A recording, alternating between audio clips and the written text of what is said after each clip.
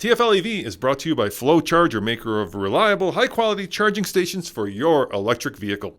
Hey, Tommy, we've got some interesting news today, and that is, what are the best and worst cities to live in if you own or if you want to own an EV? Yeah, so we're talking about metropolitan areas today, and this firm called Storage Cafes analyzed all of this public-facing data. They've looked at stuff such as charging locations. They've looked at insurance costs. They've looked at the types of buildings in areas within cities. They've also looked at incentives within states, and they've come up with the best places, the most popular places where EVs are really catching hold, and also areas in the U.S. where they are not at all popular. Yeah, so if you're thinking about moving to a city or if you live in a city, this news is going to be either good or bad for you, depending on, whether you like or don't like EVs. But let's start with the most interesting news right away, and that is, what's the most popular and best place to live if you own an EV? Well, the area with the most EVs on the road, Yep. Where would you guess, Dad?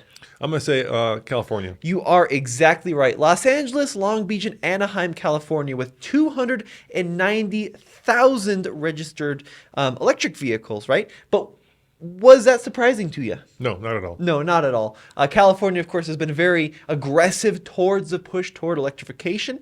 And of course, the most progressive areas are Silicon Valley, Los Angeles, and even throughout Orange County there. 290,000 registered cars is a ton. But what metro area do you think has the lowest number of EVs? Gosh, I'm going to be someplace like Omaha or Kansas City, someplace in the Midwest. Not quite. We actually have to go a little bit more south than that. So according to Storage Cafe, the metro area with the lowest EV number is Jackson, Mississippi. Really? The South, huh? The South, with only 480 registered cars. It also could have to do with, obviously, demographics and how much wealth is in each community, because EVs in general are more expensive than internal combustion engines, and there are a lot fewer of them. So now let's switch gears a little bit and talk about chargers, because obviously owning an EV and having access to a charger is also very important. So let's talk about the places where there are a lot of chargers per 1,000 people and places there are not a lot of chargers. So what's the best place to own an EV if you need public charging? Well, we're going back to California, actually. Of course, yeah. San Jose, Sunnyvale, and Santa Clara, California,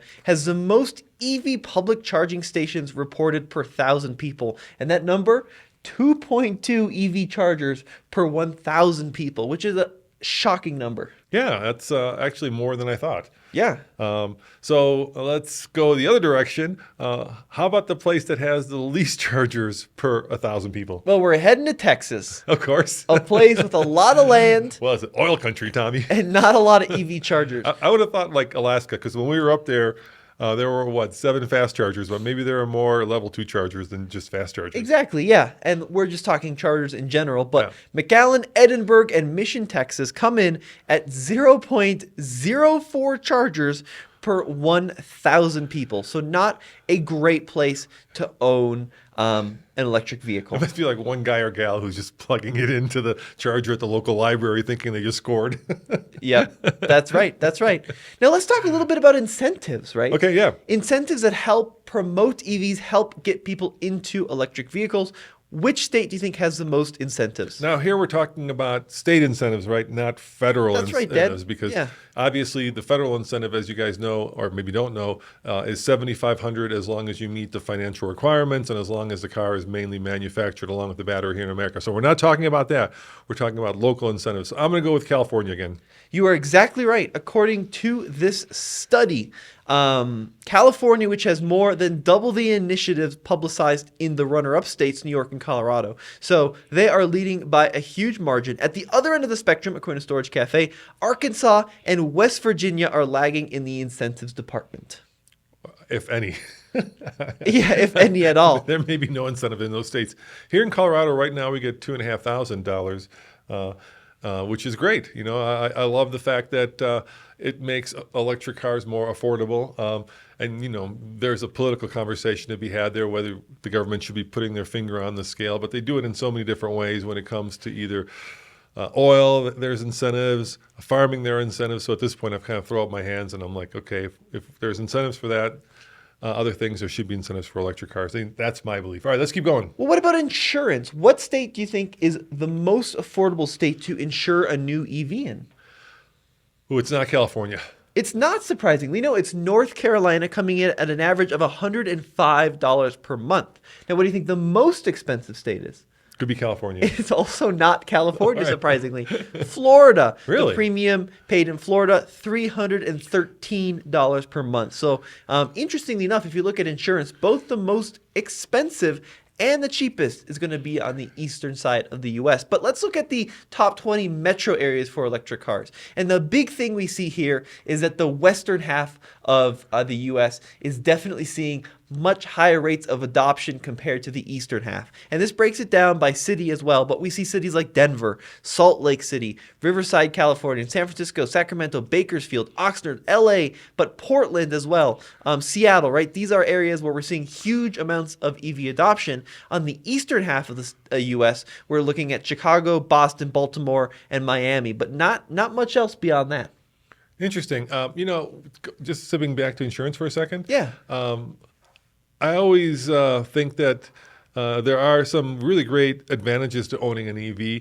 For instance, did you know that catalytic converter thefts went up from, I think it was 50,000 reported in 2021 to 150,000 reported in 2022. And I always feel good about driving an EV because, hey, go crazy. There's no cat to be stolen. Right. Yeah, that's true. That's true. I wonder if they'll figure out how to steal batteries. Now, that would be bad. when we just talked about that top 20 metro areas, we're not only looking at the number, but we're also looking at the the prevalence of charging stations, right, and the ease of ownership. If we look at actually the states that lead in terms of adoption, California by far the most. Look how far ahead California is compared to the next vehicles.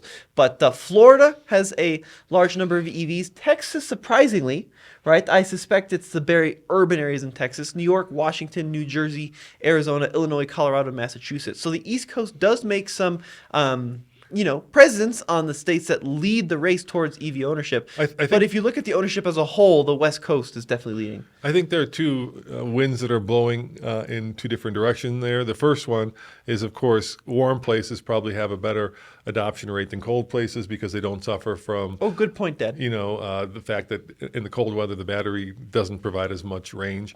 And of course, as much as I hate this because at TFL we do cars and trucks, but not politics, but unfortunately electric cars have become political. So I suspect it's also becoming one of those badges of whether you're a Republican or a Democrat. That's a good point.